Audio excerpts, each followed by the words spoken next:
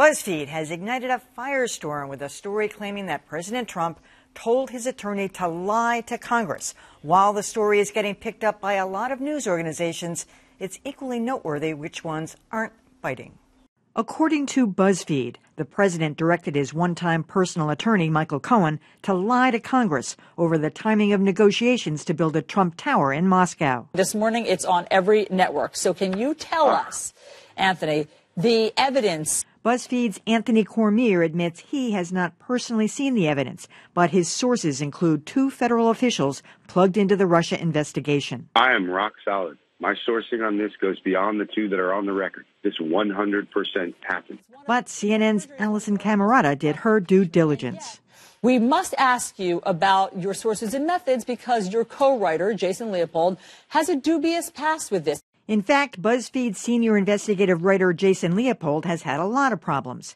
Various publications have removed his articles for plagiarism and questionable sourcing.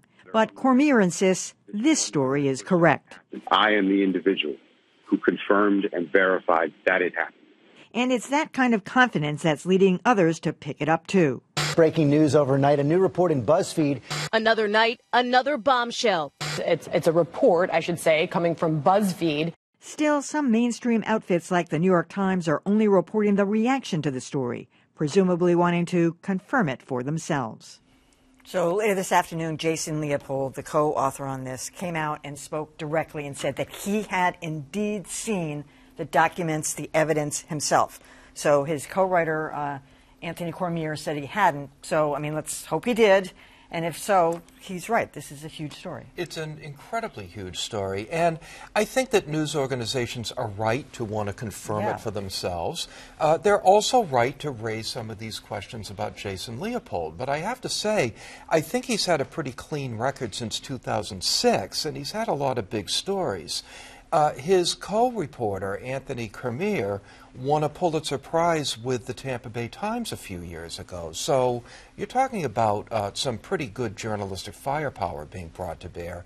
And then finally, even though people like to say, oh, BuzzFeed is listicles and cat videos, BuzzFeed News has a pretty good reputation.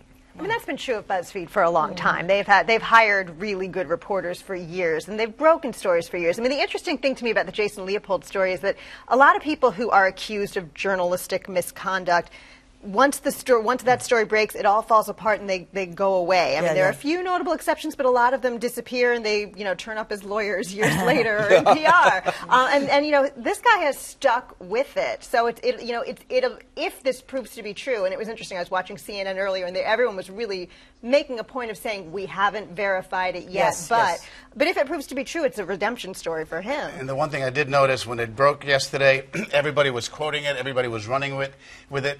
I don't know if it was because of the questions of the authors, but by this afternoon, both CNN and MSNBC at least were saying, if it's true, they were adding a little skepticism to the alleged allegations in the story. So obviously it's a huge story. It's amazing to me that BuzzFeed got it, though. You'd think, TMZ gets stuff too. That's true. The National Enquirer. These days the sources come from all over, If I'm not mistaken, a whole group of investigative reporters went to BuzzFeed 2 years ago. So that doesn't surprise me at all, since they have a lot of reporting power, as Dan has said, and as Joanna has said. Jason Leopold among them. Well, so putting Jason Leopold aside, which I think is proper for people to question, because you don't want to be stuck out here with some guy who's proven himself, not once, not twice, but several times, to have been wrong on very critical information. So that was right for it to be questioned. What I took away from it is that Cormier pointed to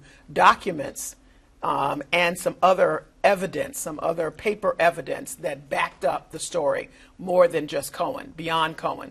So that's pretty interesting, but again, not understandable for the New York Times to want, because they've been on this kind of story, or the Washington Post for that matter, doing it. One thing I'm confused about, Dan, is this part of the Mueller investigation? I couldn't quite figure that. Or is this documents related to it but not part of it? It seems to be part of the Mueller investigation, but more to the point of how did BuzzFeed get this?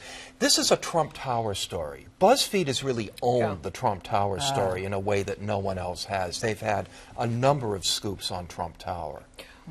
And so so I knew that they had a sort of a cadre of investigative reports. So I think it's important to point that out. I will have to say this, hate to be negative Nanny in these situations. To your point about people who have gone away, I don't know any person of color who was a journalist who ever flamed out in this way who would get a shot, not once, not twice, but 3 times and in a high-profile platform to do this kind of story. Just don't know one. I was going to ask just that question. Yeah. All right. Really?